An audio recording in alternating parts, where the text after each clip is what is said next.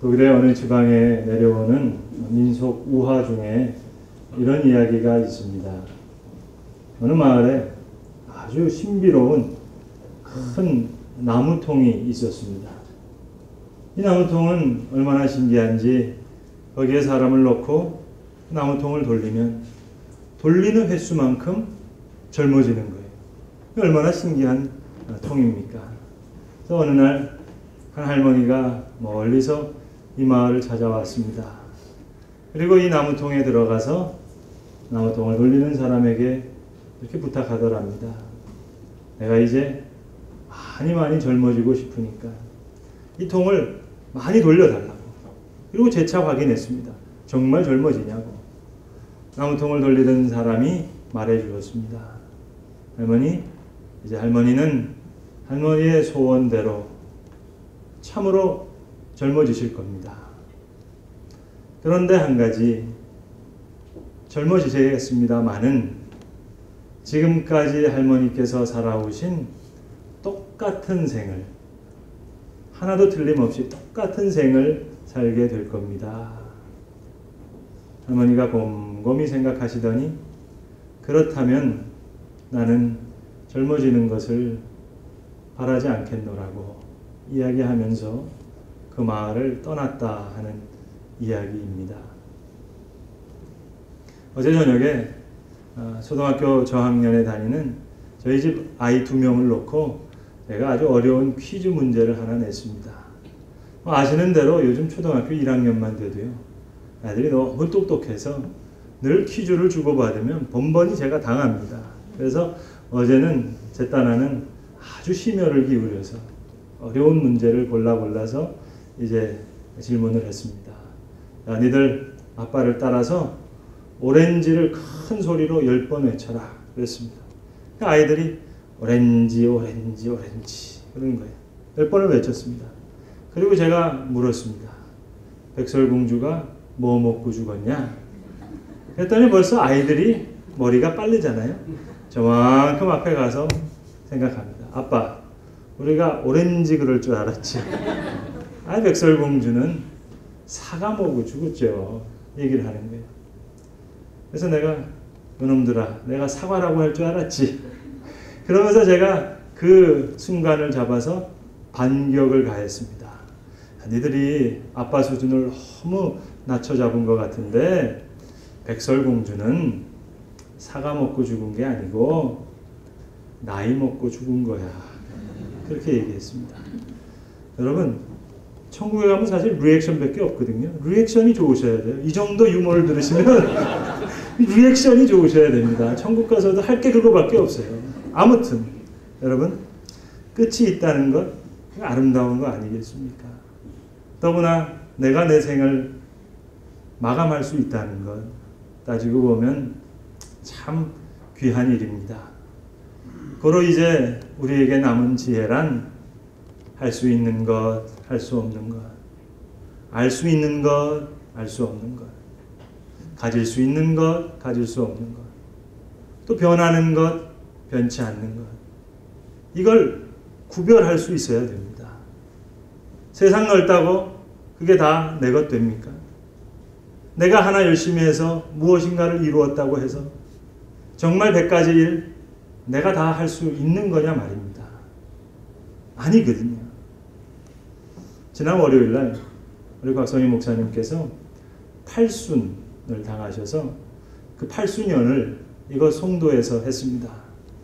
그동안 소망교회에서 교역자로 계시다가 이제 전국의 각처에 흩어져서 담임 목회를 하시는 여러 목사님들을 제가 초청했습니다.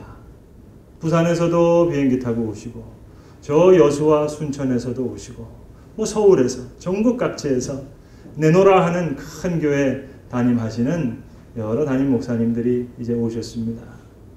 식사를 잘 마치고 이제 그 목사님들께 곽 목사님이 마지막으로 권면의 말씀을 해주시는 바로 그런 시간이었습니다. 지금 들으시는 분들은 거의 다가 50대, 60대, 하나같이 큰 교회 담당하셔서 열심히 목회하시는 그런 목사님들이신데, 여러분 곽 목사님은 50년 목회하셨습니다. 이거 도사 아닙니까? 도사. 도사가 따로 있나요? 정말 그분 목사님들을 앞에 놓고 들을 귀 있는 자는 들을지어다. 뭐 그런 말씀을 해 주십니다. 목사님들 목회하실 때 너무 그렇게 바둥바둥 목숨 걸고 하지 마시라고. 내가 열심히 한다고 되는 건 아니고 또 내가 열심히 안 한다고 해서 안 되는 건 아니고 미련한 자가 소신껏 하면 그거 얼마나 위험하냐고. 게다가 죽도록 충성하면 이거 일 거르치는 거 아니겠어요? 그러니까 그저 은혜 안에서 대충 목회하세요. 그러시더라고요. 목사님은 활짝 웃으시면서 하신 말씀이었습니다만 들으시는 목사님들은 아주 숙연한 그런 분위기가 연출되어 있습니다. 성도 여러분, 정말 그렇습니다. 남이 한다고 내가 다 할 수 있는 것 아니고요. 남이 가졌다고 해서 내가 꼭 가져야 된다고 그렇게 생각하지 맙시다. 내게 주어진 소유, 내가 가지고 있는 지식, 또 그 능력 다 엄연히 한계가 있으니까요. 오히려 그 본래성과 궁극성을 알아야 되겠습니다. 나는 본래 어떤 사람이었습니까? 그 본래적 뿌리가 무엇이었습니까? 또한 궁극적으로 내 인생의 마지막 귀착점이 어디입니까? 자, 이렇게 살면 어떻게 되는 겁니까? 내 마지막은 어떻게 되는 겁니까? 오늘 성경 말씀은 너무나도 평범하고 평이한 말씀입니다. 너무 쉬운 말씀입니다. 그러나 절대 잊어서는 아니 되겠습니다. 사랑하는 자들아, 나그네와 같은 너희를 권하노니. 아주 간단 명료하게 정의를 내리십니다. 이 나그네라는 말은 헬라어로 파라이코스라는 말인데 타향살이 하는 사람입니다. 낯선 사람이라는 말입니다. 고향은 따로 있고 여기 지금 이민 와서 사는 사람입니다. 또한 행인이라고 예전 성경에는 번역되었고 우리가 읽은 우리의 성경에는 거류민이라고 번역된 이 말은 헬라어로 파라피테모스라는 말인데 길손을 얘기합니다. 머물지 않고 스쳐가는 사람, 지나가는 사람, 즉 과객을 이야기합니다. 어떤 지나가는 과객이 날이 저물어서 어느 마을에 들어가게 됐는데 그 마을 중에서 제일 그럴싸하게 큰 기와집을 찾아가서 문을 두드리면서 옛날 말로 이리 오너라 해서 사람을 불러놓고는 내가 지나가는 과객인데 밤이 늦었으니 하룻밤 묵고 갑시다. 그렇게 했더랍니다. 주인이 하는 말이 여기는 여관이 아니고 저 마을 저 밑에 가면 이제 주막집이 하나 있는데 거기 가서 묵고 가시라고 그렇게 이야기했더랍니다. 근데 이 과객이 제법 철학적인 사람이었던가 봅니다. 오히려 주인에게 되묻습니다. 당신 이 집에 얼마 동안 살았어? 아, 우리야 조상 대대로부터 10대를 거쳐서 이 집에서 살았지요. 오래 살았습니다. 그럼 예전에 살았던 그 어르신들 다 어디 갔소? 아, 물론 우리 어르신들 다 돌아가셨지요. 아, 어차피 그렇게 따져보면 뭐 어차피 다 지나가는만요. 오래 머물건 잠깐 머물건 어차피 주막은 주막이고 여관은 여관인데 그래서 나도 하룻밤 묵다 갑시다. 그렇게 해서 며칠 밤을 묵고 갔다는 이야기입니다. 여러분, 여관이 따로 있나요? 주막이 따로 있나요? 저나 여러분이나 다 아파트형 여관에 사는 거예요. 안 그렇습니까? 잠깐 머물다 가는 거예요. 몇 년이 됐건 몇십 년이 됐건 그저 잠깐 있다 가는 거. 뭐 오래오래 살 것처럼 그렇게 유난 떨 것 없습니다. 야단스럽게 그렇게 살지 맙시다. 저는 왜 우리 신문 같은 데 보면 아파트 분양하는 광고가 나오잖아요. 근데 그 광고를 이렇게 볼 때마다 혼자서 늘 웃습니다. 그 웃는 거는 요 문구 때문에 그래요. 이거는 아무리 생각해도 대한민국에 여러분 몇 가지 이 공식적인 거짓말이 하나 있는데 그 중에 하나가 도보로 전철역에서 5분 거리. 이건 뭐 전국의 아파트들이 다 그래요. 여러분 그 공식적인 대한민국 거짓말이 몇 개 있거든요. 하나가 뭐냐면 짜장면 집에서 짜장면 벌써 갔으니까 곧 도착할 거라고. 그게 공식적인 거짓말이고 그 다음에 이거예요. 모든 아파트가 그저 도보로 5분 거리래요. 아니 우사인 볼트도 아니고 어떻게 뛰는지 모르겠습니다. 아무튼 말입니다. 여러분 그렇게 유난 떨어야 되겠습니까? 어차피 사람은 중고인데요. 집만 새 것이면 어떡합니까?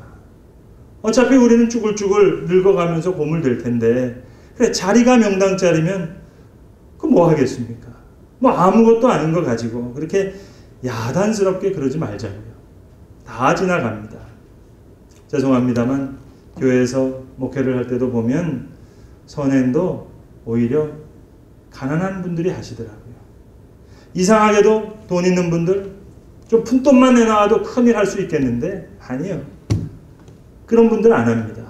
오히려 어려운 분들이 선행을 하고 그 어려운 가운데 구제하는 모습을 보게 됩니다. 그분들은 물질이 이미 내 것이 아니라는 것을 알고 계세요. 잠깐 있다가 없어질 거라는 것을 이미 알고 있어요. 나그네입니다.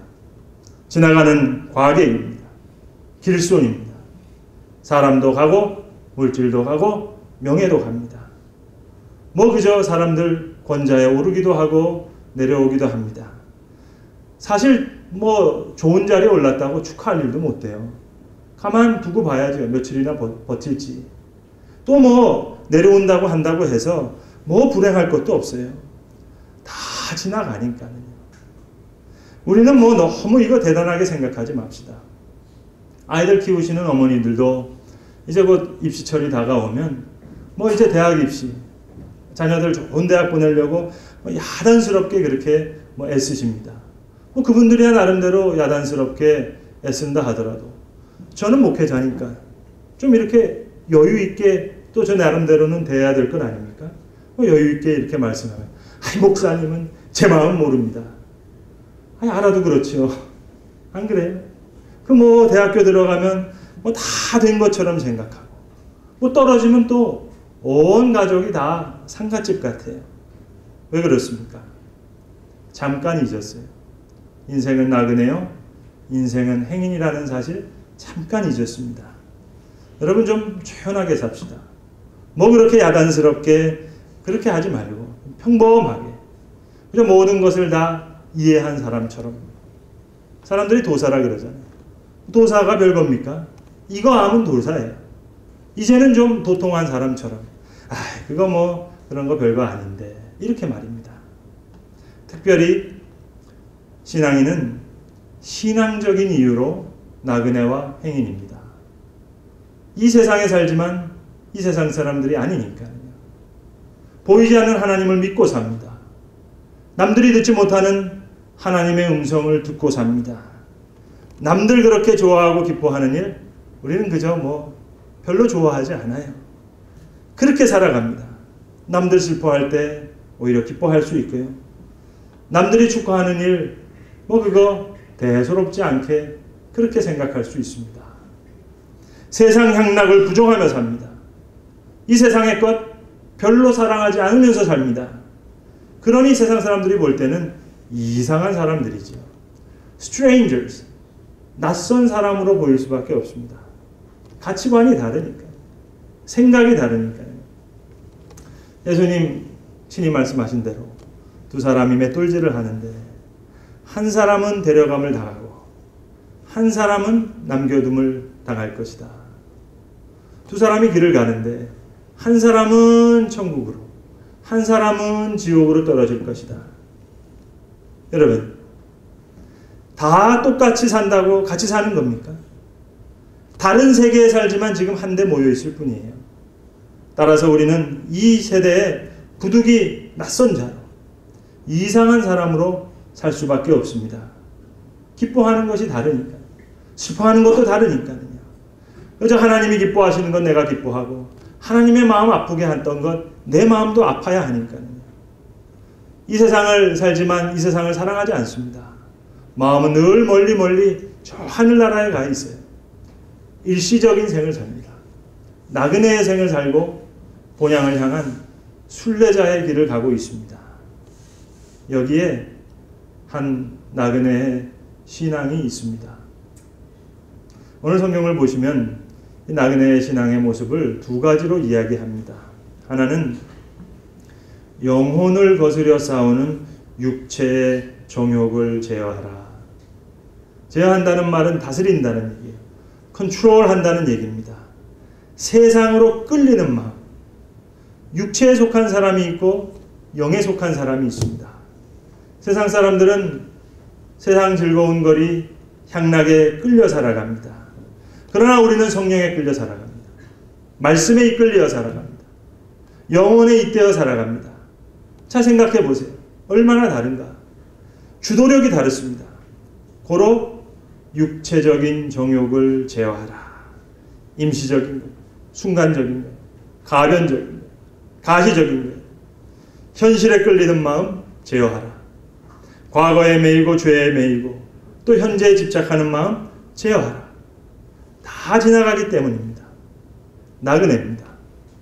많은 걱정과 근심이 있다 합니다마는 사실 여러분 한 번만 더 생각해 보면 다 별것 아니고 다 시시한 것 아닙니까? 한 번만 더 생각해 보세요. 죽음을 앞에 놓고 물으면 이론에 묻지 말고 경험에 한번 물어보세요. 나그네와 행인이라고 생각하면 뭐 대수롭습니까? 이러면 어떻고 저러면 어떻습니까? 고로 육체의 정욕, 세상에 끌리는 마음 제어하라. 세상을 사랑하고 싶은 마음, 육체를 위하고 싶은 마음, 세상에 오래오래 머물고자 하는 마음, 다 쓸데없는 생각 제어하라. 곧 떠날 사람이 여러분 오래오래 머무를 사람처럼 행동하는 거 참 초라한 일입니다. 볼품 없습니다. 육체의 정욕을 제어하라. 그리고 오늘 성경은 보다 더 적극적으로 말씀합니다.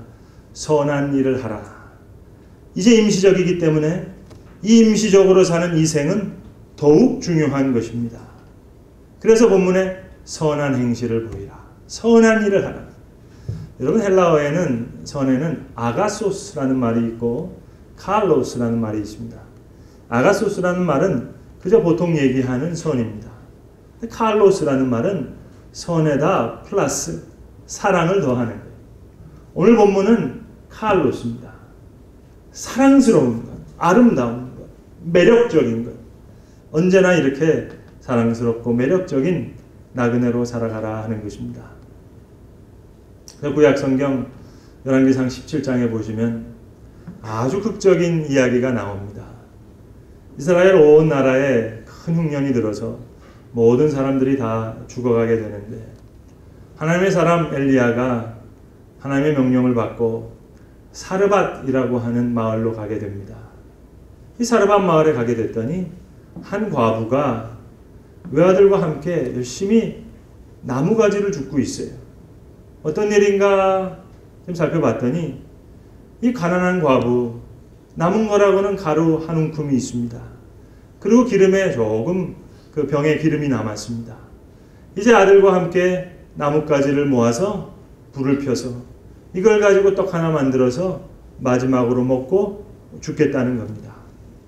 이때 엘리야가 이 사르밧 과부에게 부탁합니다.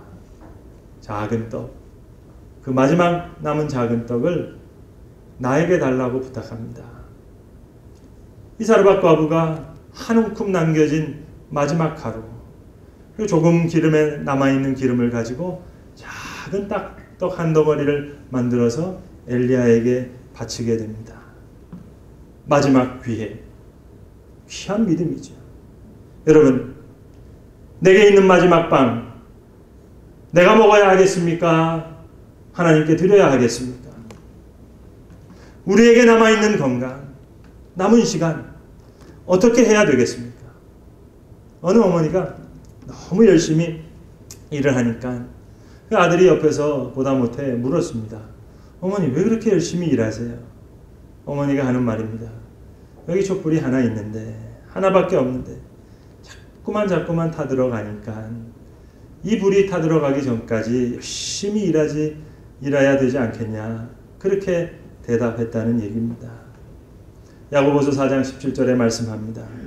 사람이 선을 행할 줄 알고도 행치 아니하면 죄니라. 선을 행할 수 있는 기회도 있어요. 지식도 있어요. 능력도 있어요. 물질도 있어요. 그러나 하지 않습니다. 성경은 아주 엄하게 심판합니다. 너희 생명이 무엇이냐? 너희는 잠깐 보이다가 없어지는 안개니라. 여러분, 기회를 놓쳐서는 안 되겠습니다. 게으름이 큰 죄입니다. 살인이 죄가 아니에요. 도적질이 죄가 아니에요. 게으름이 큰 죄입니다. 큰 죄고 말고요. 생명과 같은 시간을 도적질했으니까. 게으름이 죄입니다. 한 달란트 받은 사람 뭐 그렇게 잘못했죠? 남의 걸 훔치기를 했습니까? 뭐 빼앗기를 했습니까? 도둑질을 했습니까? 단지 땅에 묻었다가 그대로 가져온 것뿐인데 주인은 악하고 게으른 종이라고 아주 무섭게 책망을 합니다. 사랑하는 성도 여러분, 우리에게 주어진 나그네 생 매력 있게 살아야 하겠습니다. 잠깐 남아있는 시간이기에 더욱 그렇습니다. 선하게 아름답게 잠깐 있는 인생이기에 더욱 그래야 되겠습니다. 나에게 주어진 얼마 남지 않은 시간 가장 아름답게, 가장 귀하게, 가장 선하게, 가장 매력적으로 그렇게 보내야 되는 것이 아니냐고요. 여러분, 사랑하기에도 모자란 시간 미워하며 살아야 되겠습니까? 화평하고 살기에도 모자란데 꼭 원수 맺고 살아야 되겠습니까? 시간 짧습니다. 이제 남아있는 시간 정성을 다해서 가장 귀하게 아름다운 인상을 심어가며 매력 있는 그런 그리스도인으로 살아야 될 것입니다. 오늘 주신 말씀과 같이 그가 오시는 날에 하나님께 영광을 돌리게 하려 합니다. 여러분, 세상은 떠나야 하겠고 주님은 만나야 하겠습니다.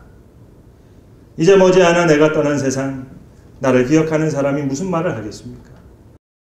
어떤 인상을 주며 우리가 살아가고 있습니까? 이제 주님은 만나야 하겠습니다. 어떤 모습으로 주님을 만날 수 있을 것 같습니까? 소 한 마리와 돼지 한 마리가 얘기를 하고 있었습니다. 돼지가 몰맨 소리를 합니다. 소야 소야, 너나 나나 주인을 위해서 그저 우리 몸뚱아리를 다 희생해서 몽땅 고기로 주고 가는데 왜 사람들이 너 소를 가리켜서는 충성된 소라고 우직한 소라고 그렇게 얘기하고 왜 나를 가리켜서는 욕심 많은 돼지라고 이야기하느냐. 불만이 아주 많아서 몰맨 소리를 합니다. 얘기를 다 듣고 있던 소가 조용히 지혜롭게 대답해 줍니다. 돼지야, 너는 죽어서 주지만 나는 살아서도 준단다. 여러분, 죽어서 주지 말고 살아서 줄 것입니다. 작자 미상의 시 한 편이 있습니다. 마음을 가다듬으시고 음미해 보실 수 있길 바랍니다. 할 일이 생각나거든 지금 하십시오. 오늘 하루는 밝지만 내일은 구름이 보일는지 모릅니다. 어제는 이미 당신의 것이 아니니 지금 하십시오. 친절한 말합니다가 생각나거든 지금 말하십시오. 내일은 당신의 것이 안 될는지도 모릅니다. 사랑하는 사람이 언제나 곁에 있지는 않습니다.